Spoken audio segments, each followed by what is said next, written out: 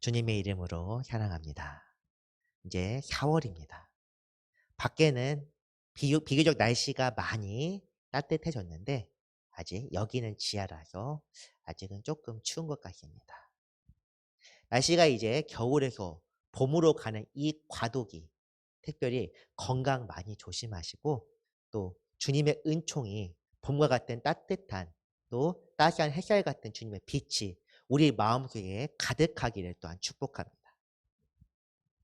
오늘 말씀은 빌립보서입니다. 빌립보서 지지난 시간 로마서 갈라디아서와 마찬가지로 빌립보서 역시 바울의 서신 중 하나입니다. 하지만 로마서나 갈라디아서와는 달리 빌립보서만이 갖고 있는 특징이 있습니다. 빌립보서뿐 아니라 몇몇 서신들이 그러합니다. 이것을 옥중 서신이라고 부릅니다. 바울은 여러 번 감옥에 갇힌 적이 있었습니다. 전도 여행 중에도 갇힌 적이 있었고, 그리고 여러 번 유대인이나 로마인에다 여러 번 사로잡혔었는데, 그 중에서도 이 옥중 서신이라고 하는 것들은 바울이 전도 여행을 다 마치고 예루살렘에서 체포된 후에 로마 제국으로 압송된 이후에 기록된 서신입니다. 지난 시간 말씀인 갈라디아서 같은 경우는 바울이 비교적 젊을 때 그리고 이전에 작성된 서신이라면 빌립보서는 바울의 인생 후기에 작성된 서신이라고 생각할 수 있겠습니다. 빌립보라는 지역은 이 지역도 차이가 있는데 갈라디아는 소아시아 즉 터키 지역입니다. 그런데 빌립보는 그리스 발칸반도 위에 있는 마케도니아라는 나라의 도시였습니다. 갈라디아가 지역이라면 빌립보는 도시입니다. 이 빌립보는 우리에게도 잘 알려져 있는 알렉산드로스 혹은 알렉산더 대왕의 아버지인 필리포스 2세 때에 세워진 도시입니다. 굉장히 역사도 깊고 오래된 도시일 뿐 아니라 로마 시대에 이렇게 그리스 발칸반도에서부터 시작하여 가도를 따라서 로마까지 이어지는 주요 가도에 가까운 도시였습니다.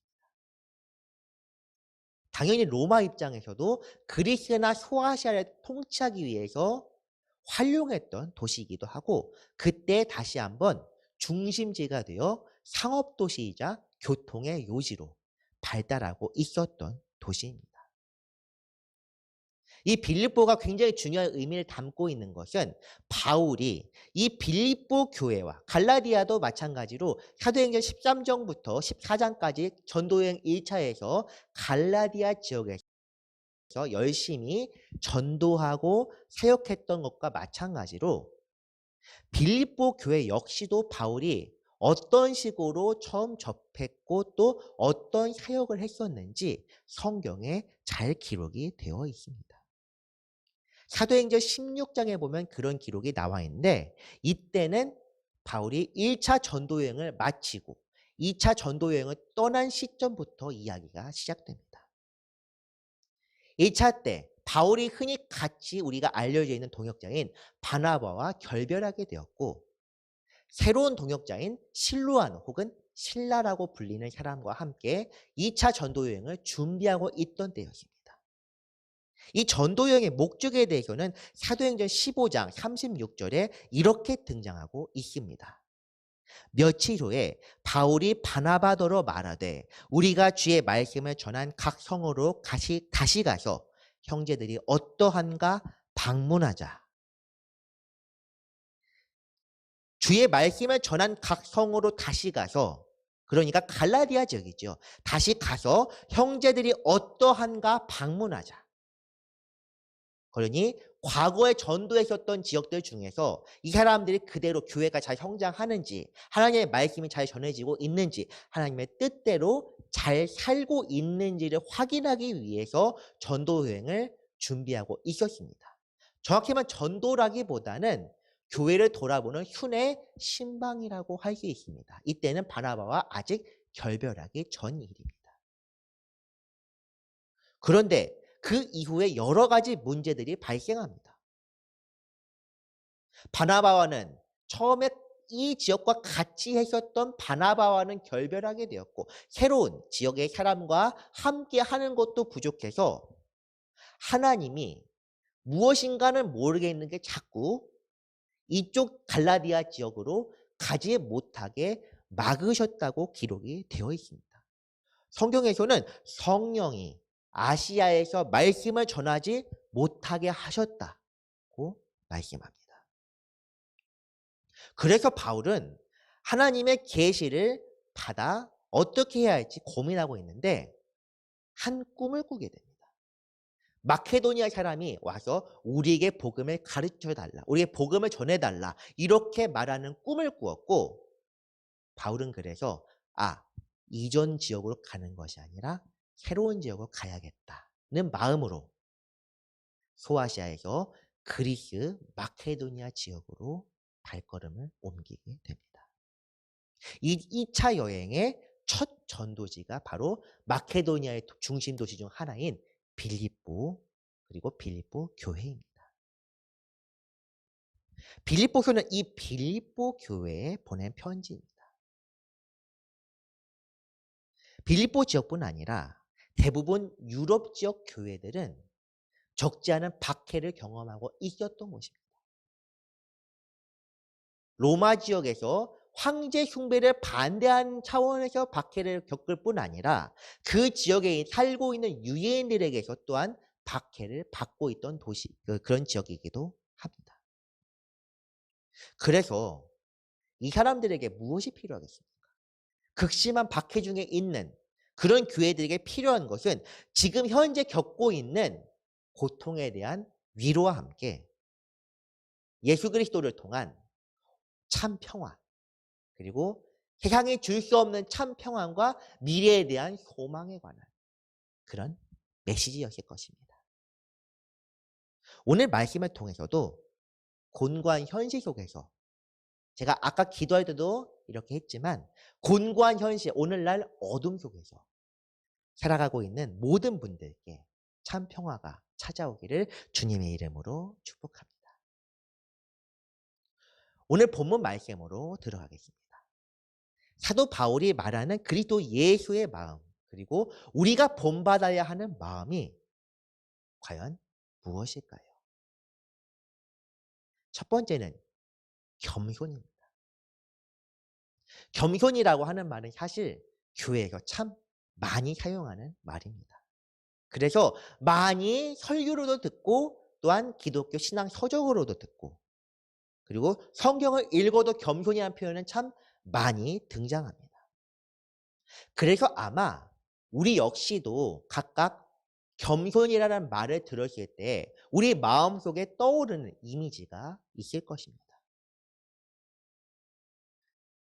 일반적으로 물론 제가 생각하는 일반적이라는 것이 과연 맞는지 한번 판단해 보시기 바랍니다. 겸손이라고 교회에서 이야기하는 것들은 스스로를 높이는 교만의 반대어이자 내 스스로를 자극하거나 잘난 척하지 않는 그런 차원의 것이 흔히 교만의 반대인 겸손이라고 인식하고 있습니다. 물론 이것보다는 조금 더 심화된 표현들이 많이 있지만 우리가 흔히 겸손을 떠올리면은 잘난 척하지 않는 것 이 정도를 겸손이라 생각하기 쉽습니다. 혹은 시상식 같은 데나 아니면 남들 보는 모든 사람 앞에서나 이 단상에 섰을 때 같은 때에 이 모든 것들의 영광을 하나님께 돌립니다는 인사말 정도 혹은 그런 자신의 표현 자체가 겸손의 표현이라고 우리는 흔히 생각합니다. 흔히 생각한다는 이야기는 그렇지 않다는 이야기. 우리가 알고 있는 겸손과 교만은 표면적인 모습만으로 판단할 수는 없습니다.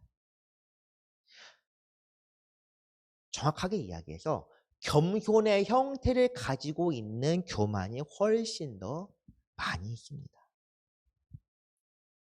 겉으로 보기에는 겸손하고 또한 경건해 보이는 그런 사람들도 마음 중심에 교만이 자리 잡고 있을 수가 있습니다. 그러면은 어떤 것이 겸손의 모습일까?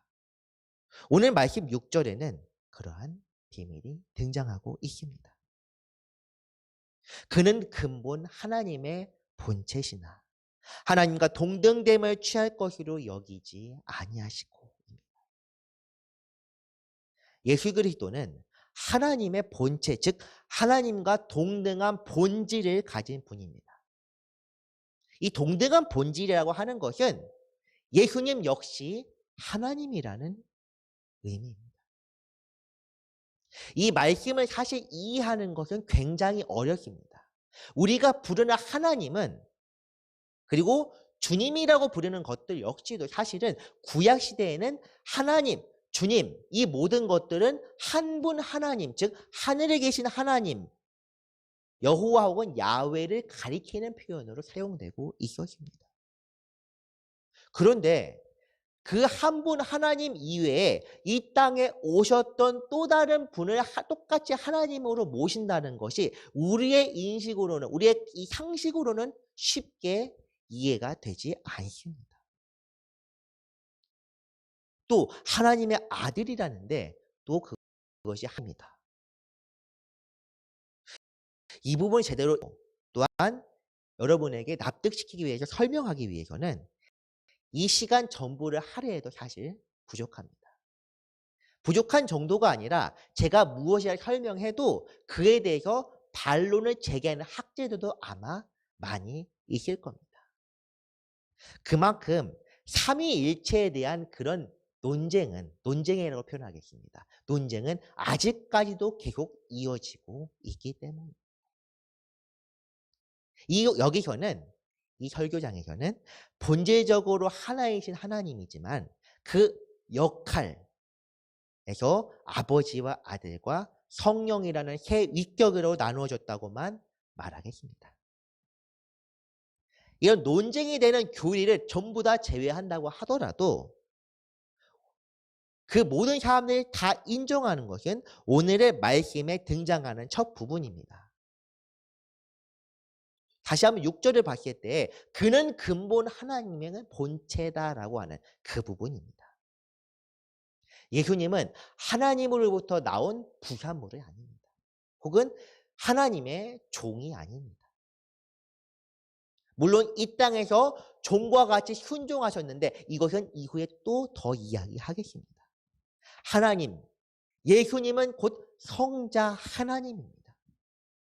동등한 하나님이시고 또한 성부 하나님과 같은 동일하게 본질, 하나님으로서의 본질을 가진 분이십니다. 이것을 인정하는 것에서 우리의 신앙이 출발해야 하고 또한 출발할 수 있습니다. 성경은 이 그리스도의 본체가 하나님과 동등하지만 어떤 식으로 하셨는지 그리스도의 겸손을 이렇게 표현하고 있습니다. 하나님과 동등됨을 취할 것으로 여기지 않으셨다.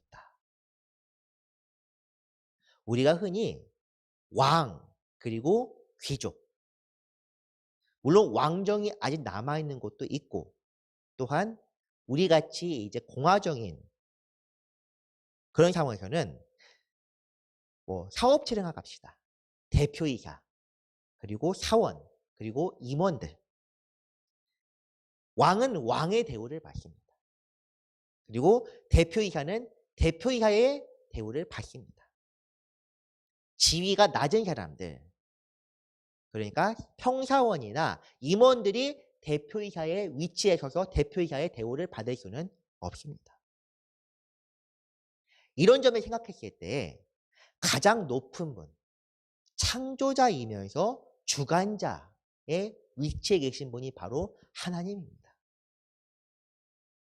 하나님이 하나님으로 대우를 받기에 충분한데 하나님과 그 동등한 대우를 받기를 취하지 않았다는 것. 이 구절에서 가장 주목할 부분입니다. 겸손의 본질은 이것과 같습니다. 할 수 있지만 하지 않는 것. 가질 수 있지만 갖지 않는 것. 나아가서 자신의 위치나 지위를 포기할 수 있는 것. 그렇게 해야만 그 다음에 나오는 말씀도 이해할 수 있습니다. 7절 말씀과 8절 말씀을 보면 오히려 자기를 비워 종의 형체를 가지사 사람들과 같이 되셨고 사람의 모양으로 나타나사 자기를 낮추시고 죽기까지 복종하셨으니 곧 십자가에 죽으십니다. 아멘. 7절에서 말씀하신 종의 형체라고 하는 것, 이것은 단순한 지위나 계급을 이야기하는 것이 아닙니다. 완전하신 하나님, 흠이 없는 하나님이 불완전한 형체를 입었다는 것은 우리가 생각하는 것보다도 훨씬 더 큰 의미를 담고 있습니다. 영국의 소설 중에서 왕자와 거지라는 소설이 있습니다. 실제 인물인 에드워드 6세를 염두에 두고 만들었다고 하는데 이 소설의 내용을 보면 나라에서 가장 좋은 옷을 입고 가장 좋은 것을 먹고 모든 사람에게 칭송받는 한 소년이 있습니다. 왕자입니다.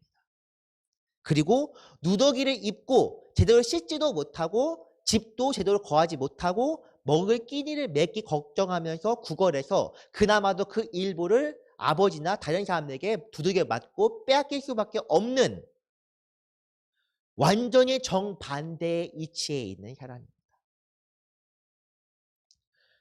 이 소설에서는 왕자가 거지의 옷을 받고 있게 된 것은 어느 정도 단순한 호기심이 더 컸었습니다. 하지만 예수님께서 인간의 옷을 입으셨다는 것은 우리가 감히 측량할 수도 없는 깊은 의미와 사랑이 담겨 있습니다. 오늘 말씀에 듣는 우리 모든 분들도 각각 다른 위치에 있습니다. 자산이 많은 분도 있고 적은 분도 있고 연세가 많이 드신 분들도 있고 아직 연소하신 분들도 있을 것입니다. 고향이 어디인지 또한 지금 어느 곳에서 얼마나 높은 위치에 살고 있는지 이런 것들 모두가 흔히 말하는 스펙, 즉 사회적인 위치를 결정하는 중요한 요인들입니다. 하지만 주님 앞에서 이런 것들이 의미를 갖지는 못합니다. 복음 앞에서 이런 것들은 우리의 삶에 아무런 도움을 줄 수 없습니다. 이것을 인정하게 되면 그때부터 참된 겸손이 무엇인지 우리가 생각해 볼 수 있습니다. 겸손의 의미, 이 사전적인 의미를 생각해 보면은 낮추다, 낮출 겸자에다가 덜어낼 손자라는 이 한자를 사용합니다. 낮추고 덜어내다. 무엇을? 내가 가진 것들. 나 자신이 나의 소유와 지위 그리고 내 능력을 100% 사용하는 것. 세상에서는 이것을 권장합니다. 심지어 자신의 마음이 중요하다고 내 마음대로 살아라고 그렇게 권장하고 그것이 마치 자신의 능력 있고 앞서가는 사람인 양 그렇게 이야기를 하고 있습니다. 하지만 성경에서는 이렇게 말하고 있습니다. 하나님을 위해서 복음을 위해서 포기하고 자신을 낮추고 덜어낼 줄 알아야 한다는 것입니다. 이것이 바로 겸손한 자세입니다. 겸손을 사실 이 사전적인 의미뿐 아니라 한마디로 이렇게 이렇다 정의할 수는 없고 또한 어렵습니다. 오늘 말씀에 하지만 비추어 보았을 때 이렇게 말할 수도 있을 것입니다. 겸손은 나를 나로서 여기지 않는 것이다. 겸손은 나를 포기할 수 있는 것이다. 겸손은 나를 포기해야 하는 것이다. 나를 포기한다면 나 자신 그리고 여러분들 각자의 삶은 무엇이겠습니까? 여러분들은 과연 누구입니까?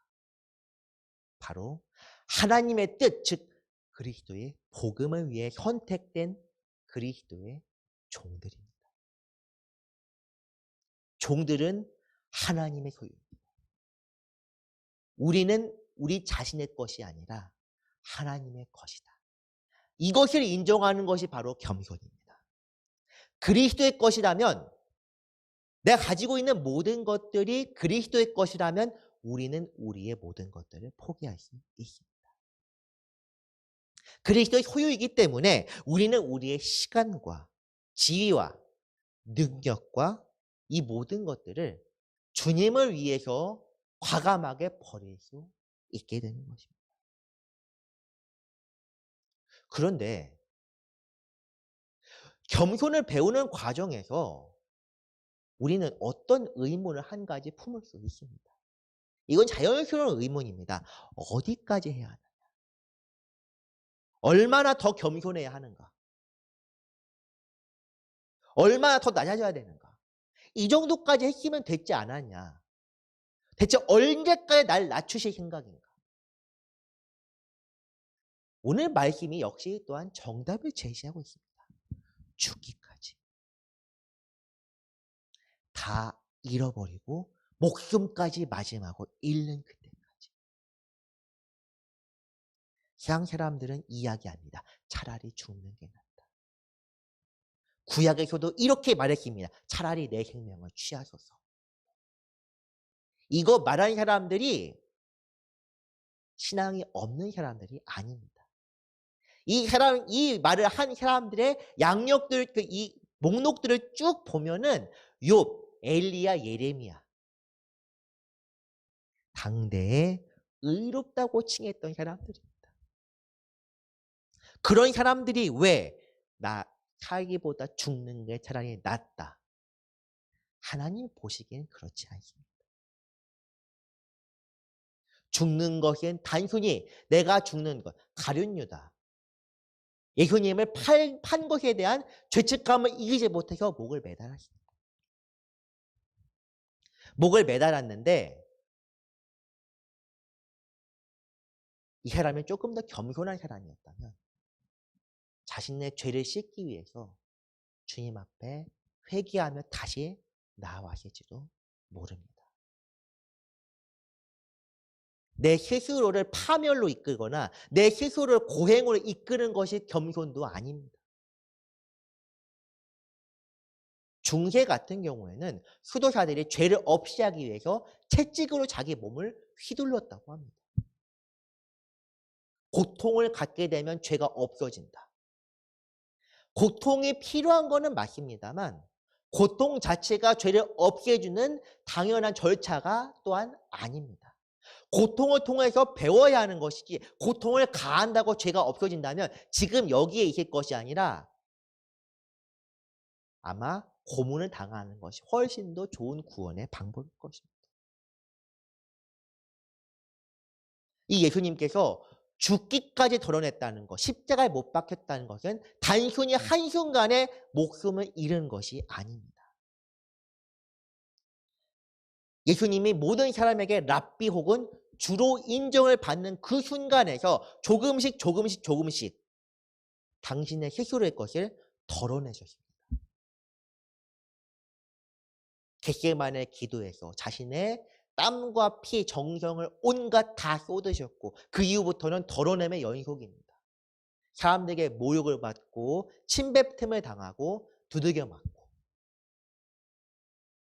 채찍질을 당하고 사람들 앞에서 조롱을 당하고 완전히 다 벗겨져서 고통 중에 자신의 밀과 피를 완전히 쏟아내면서 말라 죽는 십자가역까지.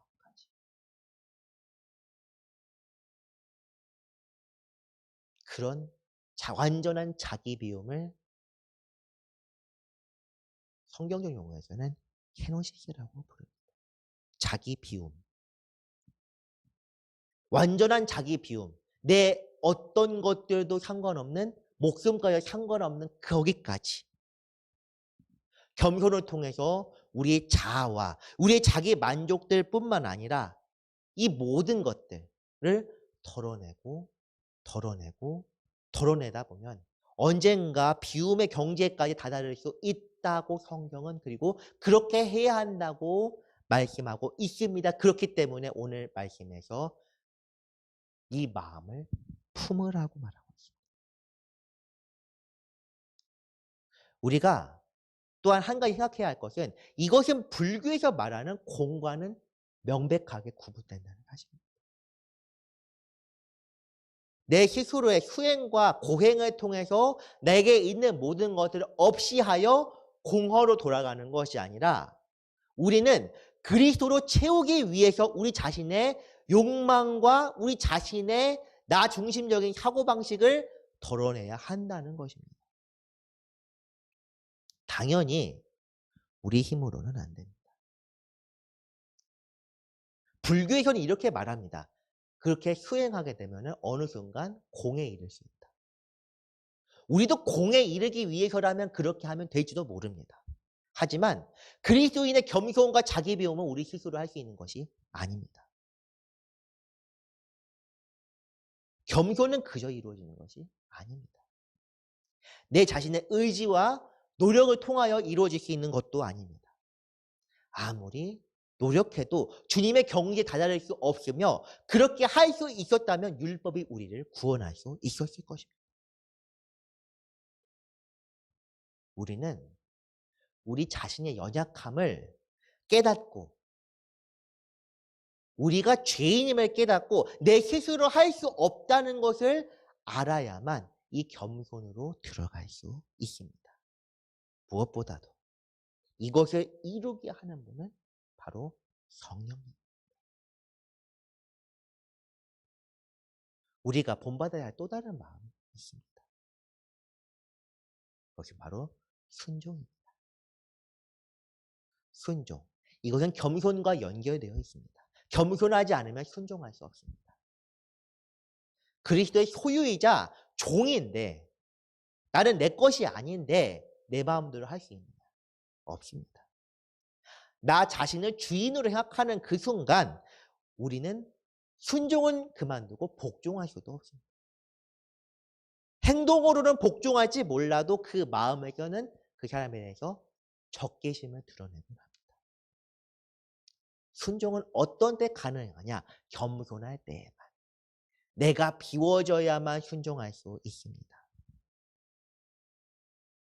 성경에서도 오늘 말씀에서는 복종했다고 등장하고 있습니다.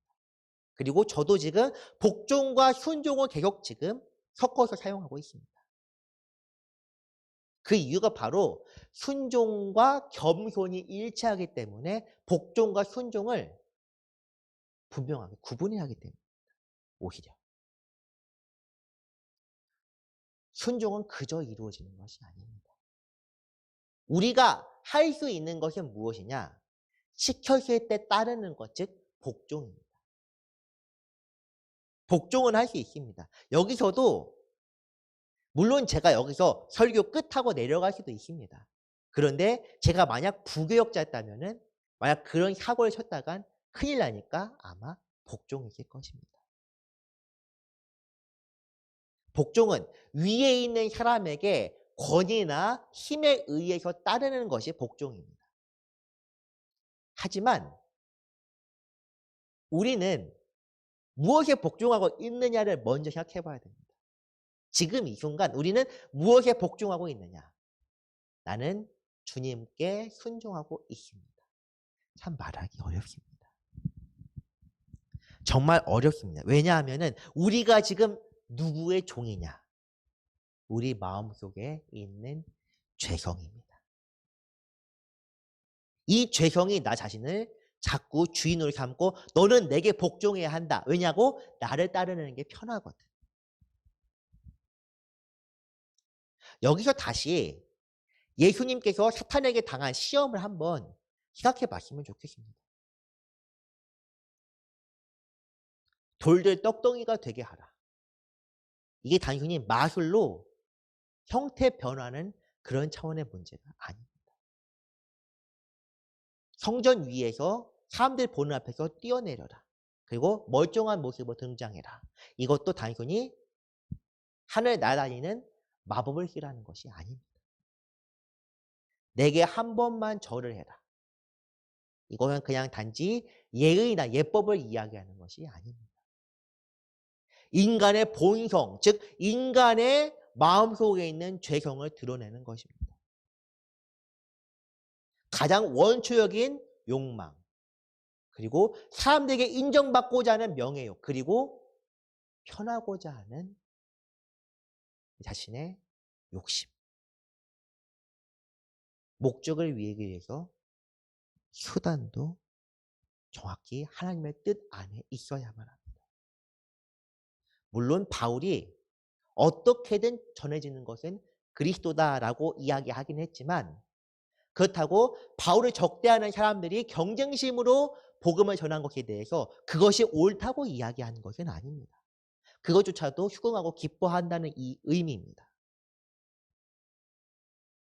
우리가 죄성에 대해서도 이야기할 때 우리 마음의 깊은 심연 속에 있는 것들을 파악하기는 어렵습니다. 그런 문제들에 대해서 별로 생각하고 싶지도 않아 합니다.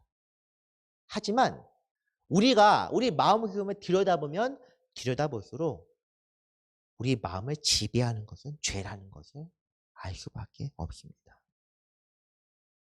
사도 바울이 로마서 7장에서 죄가 얼마나 집요한지에 대해서 이렇게 이야기를 하고 있습니다.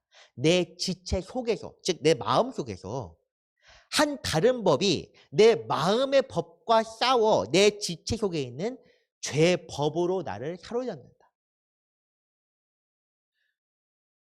내 속에 있는 무언가, 내 속에 있는 죄가 나를 죄로 끌고 간다. 참 무서운 표현입니다. 우리는 죄를 이겨낼 수 없습니다. 우리 스스로 날마다 죄인이라 고백해야 하는 이유가 바로 여기에 있습니다. 우리는 죄를 이겨낼 수 없기 때문입니다. 주님으로 인하여 우리는 깨끗해졌는데요. 지금 그럼 당신은 깨끗합니까? 저는 그렇게 답하지 못하겠습니다. 우리 마음속에는 언제나 죄가 우리를 주장합니다. 매 순간 주님을 바라며 주님 앞에 굴복하지 않는 이상 죄는 우리를 끊임없이 죄 속으로 끌어들입니다. 의로 칭함을 받은 거지 우리가 의롭게 된 건 아닙니다. 완전히 거기서 의롭게 되어 자리 이동을 한 것이 아닙니다. 우리는 그 자리에 이 자리에 있는데 주님께서 우리를 너그러이 용서해 주신 것뿐입니다. 이 죄를 이겨내는 것은 하나님의 은총과 권능밖에 없는데 매 순간 성령의 도우심으로만 가능한데 우리는 그것을 너무나 쉽게 잊고 살아갑니다. 이런 죄의 자녀가 어떻게 순종할 수 있겠습니까? 하나님의 법과 죄의 법이 본질적으로 다른데 말입니다. 하나님은 흠이 없는 분이고 어둠도 그림자도 없는 완전하고 절대적인 그런 분입니다. 우리가 죄를 끊지 못하고 빛 가운데 살아가지 못한다면 우리는 하나님과 상관없는 외인이자 이방인에 불과합니다. 우리가 주목해봐야 할 것은 예수께서 이 땅에 종의 형체를 입고 오셨다는 사실입니다. 종의 형체는 곧 이 죄악 가득한 세상에 죄된 세상 속에서 함께, 즉 구렁텅이에 함께 내려오셨다는 의미를 담고 있습니다. 아무리 다시 깨끗하게 씻고 씻으려고 해도 죄가 항상 묻을 수밖에 없는 그런 구렁텅이. 그런 구덩이 속에서 예수께서 하신 것이 무엇이냐? 이렇게 해야만 빛의 자녀들로서 살아갔습니다. 하나님의 천국을 소유할 수 있는 사람들은 이런 사람들이다. 가르치고 또한 그대로 사셨습니다. 예수님처럼 살지 못하면 우리는 구원받을 수 없다고 하면 굉장히 잔인한 표현입니다. 그게 안 된다는 것을 알기 때문에 믿었을 때 구원을 받을 수 있다고 말씀하신 거죠.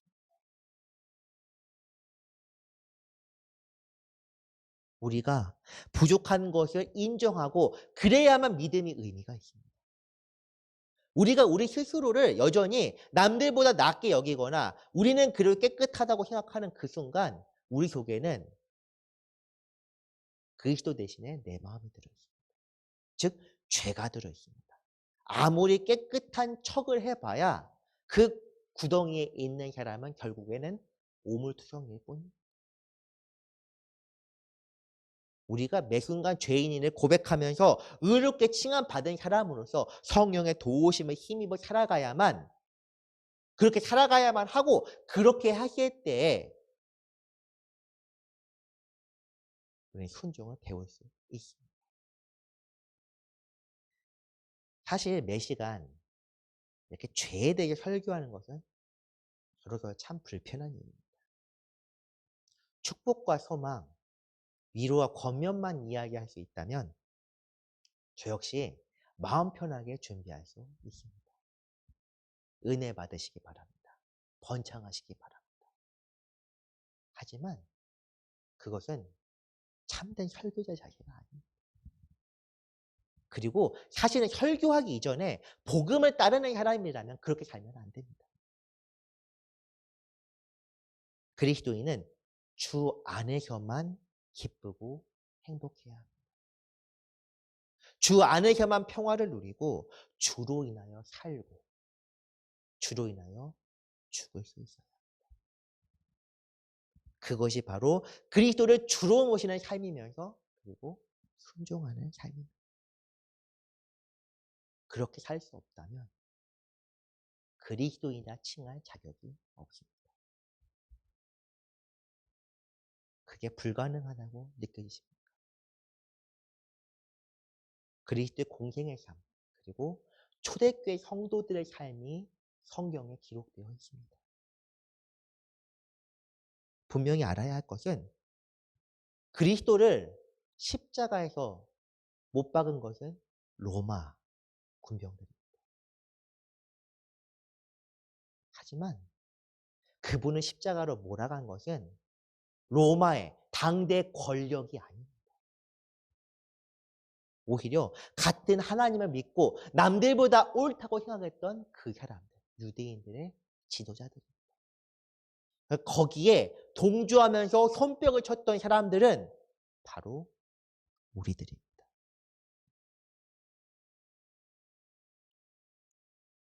그래서 1년 내내 사실 죄에 대해 생각하기 어렵고 힘들다면 적어도 이때 사순절 때만이라도 주님의 고난을 생각하기 바랍니다. 어차피 우리는 고행으로 살아갈 수 있는 사람들이 아닙니다. 채찍질을 하고 금욕적인 삶을 산다고 해서 우리 죄가 없어지는 게 아니기 때문입니다. 그것보다 더 어려운 삶. 우리가 살아가야 할 것은 세상 등지고 십자가를 보는 삶입니다. 세상을 살아가면서 세상에 같이 걸어가는데 그 물결에 휩쓸리지 않고 뒤를 돌아서 십자가만을 바라보는 삶입니다. 제가 생각하기에는 이게 제일 어려운 삶인 것 같습니다. 차라리 율법대로 살라고 하는 게 나을지도 모릅니다. 오늘처럼 특히 몇몇 나라들을 제외하면은 주님의 이름을 부른다고 교회 다닌다고 박해를 받지 않는 나라들이 대부분인데 이런 시대를 사는 사람들일수록 더욱 십자가의 삶을 살아가기는 어렵습니다. 이 시간에 우리 자신의 모습을 돌아봤으면 좋겠습니다. 우리는 빛의 자녀로 살고 있는지 주님의 십자가를 바라보면서 그런데 그분의 그늘에서 살고 있지 않은지 우리 십자가를 내버리고 주님의 십자가의 그늘에서 살고 있지 않은지